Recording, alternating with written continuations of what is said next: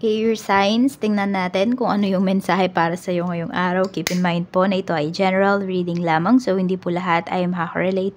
So be open-minded. Sa mga hindi pa po nakasubscribe dito sa ating channel, please subscribe na po kayo and pa-like na din po ng ating video. At sa mga nais pong mag-avail ng ating private readings, ng ating Evil Eye Amulet Necklace at ng ating Cures Bracelet, makikita nyo po yung link sa description box. Tarot Intentions by Aliana Reyes. Okay? So, cleanse muna natin yung space, yung energy.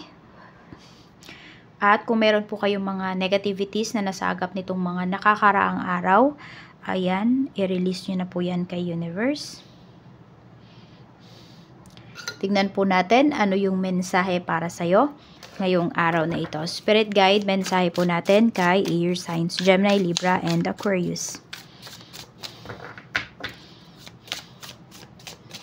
Meron tayo ditong karmic ties. Ayan. So, meron kayong mga, meron kayong mga bagay dito, air signs na kailangan tapusin.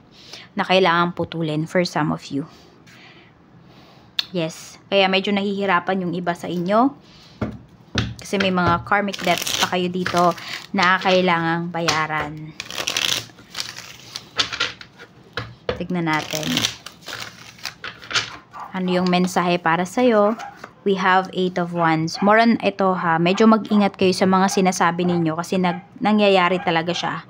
Okay? Some of you, huwag kayo magpapadala sa inyong emosyon ngayon, air signs, kasi may mga masasabi po kayo dito na babalik din sa inyo.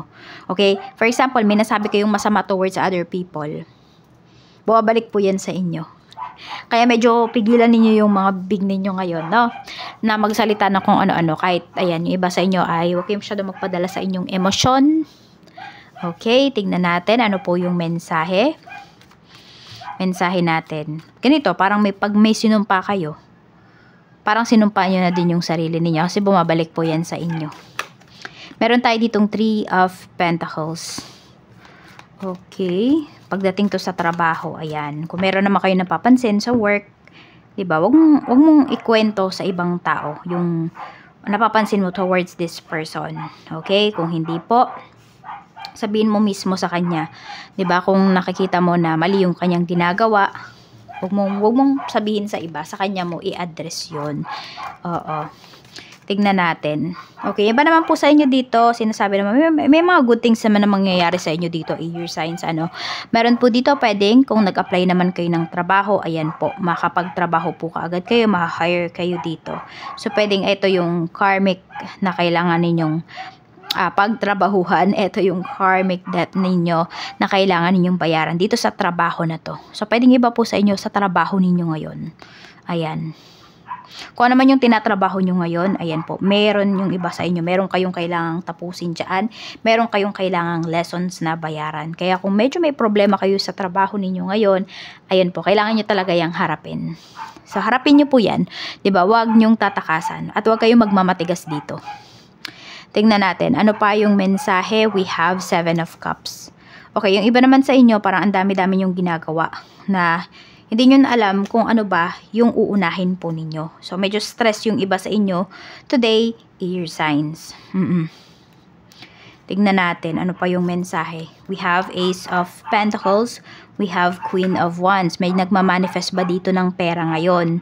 So, ayan po, pwede nyo po talaga siyang makuha. Kung may hinihintay kayo dito, bago lang yan, or medyo matagal na, tignan natin kung makukuha nyo na ba, Knight of Wands. Ayan po, mas malaki po yung chance na makuha nyo na yan ngayon, ngayong araw mismo. Pwede kasi na may makausap na kayo dito. Alam mo yun, hindi na kayo tatakasan kung sino man yan. Kung ano man yung hinihintay po ninyo. We have Judgment. Okay, may decision na po na ibababa dito. For some of you, pwede po na ito ay, hindi ko alam kung custody ba ito ng inyong mga anak. Ayan po. So, pwedeng ibababa na siya. Meron tayo ditong the devil. Ayan po yung ating energy. Okay, pagdating nga to sa trabaho for some of you. Meron kayong problema pagdating sa work. Ayan po yung pinapakita dito. We have the devil. Oo, problem to about sa work. So, ayan po nasa sa inyo na lang kung paano nyo to i-handle. Okay, isipin mo may lesson na tinuturo sa'yo dito. Sabihin natin, meron dito, palautos sa'yo. Hindi mo yung trabaho pero inuutos niya sa'yo. Okay? Huwag mo isumpa yung tao na yun. Okay? Sabihin mo lang sa kanya, i-confront mo siya na hindi mo trabaho yung inuutos niya sa'yo. Lalo na kung same mo lang naman to ng position ha. Pinapahirapan ka lang niya. So, ayan. It's either ko-confront mo siya or sabihin mo sa management ninyo. Ganon. Pero wag mo siyang isusumpa ha, kasi babalik nga yan sa'yo, air signs. Kaya mag-ingat kayo sa mga sinasabi ninyo ngayong araw na ito. We have Ace of Cups. So yung iba nga sa inyo medyo aligagana kayo ngayong araw. Sobrang daming trabaho, hindi nyo na alam kung ano ba yung uunahin nyo. So ayan, pasensya na po sa buong reading natin ay mukhang may tatahol na aso. We have Four of Pentacles. Ayan, yung iba naman po sa inyo mukhang nag-focus na kayo ngayon sa mga goals ninyo. Okay? So, ayan, nag-iipon na yung iba sa inyo para ma-reach nyo talaga yung inyong mga goals. Meron na kayong mabili.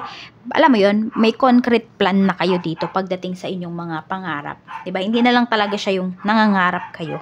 Hindi na lang siya yung binubulong ninyo sa hangin. Kung hindi, ginagawa nyo na po ito mismo ng action. Meron tayo ditong Two of Pentacles. Okay. At ano ba to? Kayo ba yung magpapautang? Air signs? Ayan. O sige, kung may nangungutang sa inyo dito, dapat nyo bang pautangin? We have Four of Wands. Okay, okay lang naman daw, air signs na pautangin mo to. Yung taong to, magbabayad naman siya, may isang salita naman. Hindi ko alam kung sa business niya, gagamitin yung pera, nahihiramin niya sa'yo. Pero ayan po, nakikita naman dito, o pinapakita naman dito na yung taong yun may isang salita. Kaya okay lang na pahiramin mo siya if you have extra money. Pero kung wala talaga, huwag mong ipipilit ha. Baka naman ikaw pa yung mangutang dito para may pangutang ka. Baka ikaw pa yung mangutang dito para may ipautang ka. Ay, wag naman ganun, air signs ha.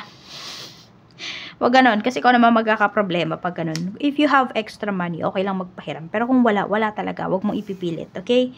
Huwag kang makukonsensya dito. Ayan, yung iba sa inyo, pwedeng yan din yung tinuturo sa inyo with this energy. So, we have Strength. We have Queen of Swords. Okay. So, ito naman, yung iba sa inyo, pwedeng may nagdidikta naman dito sa life ninyo ng mga gagawin ninyo. Ng iba sa inyo, pwedeng yung kukuhanin nyo na course or something. Sinasabi lang dito, nakausapin nyo po ng maayos kung sino man yung tao na yun. This could be your parent. Kausapin nyo po. This could be your mom. Yan, kausapin nyo po ng maayos. Or ito din, kung kayo naman po ay pagdating sa mga anak ninyo, guide nyo po sila. Pero wag nyo masyadong diktahan yung nangyayari sa buhay nila o yung mga gusto nilang gawin. Ayan po, air signs. Yan naman yung sinasabi sa'yo dito. Guide mo sila kung ano yung mga gusto nilang gawin. Yan, sabihan mo, 'di ba, kung feeling mo hindi makakabuti sa kanila yung gagawin talaga nila, sabihin mo sa kanila, paintindi mo sa kanila, pero huwag kayo magagalit. Hindi, bawal yan. Ito yung gawin ninyo. So, huwag ka naman din masyadong magmando sa life nila, lalo na kung nasa age na talaga yung mga anak mo. For some of you, pwedeng 20 to 28 years old na yung anak mo. 'Di ba? Meron na siyang sariling choice. Sinasabi niya lang sa'yo kasi nire-respeto ka niya. So, ayun, guide mo lang talaga siya. So, baka meron kasi dito sobrang higpit nyo naman. Meron tayo dito, Nine of Pentacles. Ayan po. So, ingat kayo dito ha, kasi pwedeng may kumuha ng mga credits ninyo. I mean, yung credits ng mga ginagawa po ninyo pagdating sa work. More on work talaga yung nakikita ko dito. So, yes, yung iba nga sa inyo ha, yung mga nagpapahirap sa inyo dito sa trabaho ay same position nyo lang. Kaya, huwag kayong matakot, magsumbong kayo sa management. Or confront nyo, pero huwag kayong magsasabi ng masasakit na salita, okay? Yung katotohanan lang talaga. Para hindi po yan babalik sa inyo. So, we have the world. Ayan. Meron bang offer sa'yo dito sa malayong lugar? Meron ba ditong transaction pa ibang bansa? Ayan. Para kasing undecided ka pa. Okay? Undecided pa yung iba sa inyo. So, pag-isipan nyo itong mabuti kasi pwedeng makatulong po talaga ito sa inyo pagdating sa mga goals ninyo in life. Oo. Merong may ino-offer sa inyo dito, kaya lang hindi kayo panatag. So, tingnan natin ano pa yung mensahe. We have 10 of Swords. Ayan po. So, dito naman, medyo mag-iingat kayo kung saan nyo ba ini-invest yung money ninyo kasi pwede po siyang mawala. Kasi we have 10 of Swords. Baka mayroon dito manloko sa'yo. Ayun, yung iba nga sa inyo, di ba may offer sa inyo dito sa ibang bansa, ganyan, or merong transactions papuntang ibang bansa. Yung iba sa inyo, di kayo panatag. Ayan po. Hindi talaga kayo panatag na maglabas ng stocks or basta magpadala. doon sa tao na yon. So, mag-iingat po kayo kasi pwede yun yung manloko sa inyo. Okay? Ayan. So, kung may mga trusted naman kayo dito ng mga clients, meron kayong trusted na mga supplier, so wag na kayong kumuha dito kasi baka magkaroon pa po kayo ng problema. So, tingnan natin ano pa yung mensahe. For some of you, more on money, yung iba sa inyo. Sa pera po kayo merong problema, meron kayong kailangan pagbayaran. Some of you, may utang siguro talaga kayo, air signs. Pero for some of you po, yun yung kailangan ninyong ayusin pagdating sa pag-handle ninyo ng inyong finances. After nyo mabayaran yung karmic debts na ito, ay success po ang paparating para sa inyo. Mas giginhawa na po yung life ninyo. Napakagaan ng pakiramdam ninyo. So, ayusin nyo na to. Ano ba yung ginagawa mo sa money mo ngayon? Ano ba yung nagpapahirap sa'yo? So, alamin mo po yan, pag-aralan mo, at solusyonan mo. Yan lamang po. Maraming salamat. Ingat po kayo always and more blessings to come.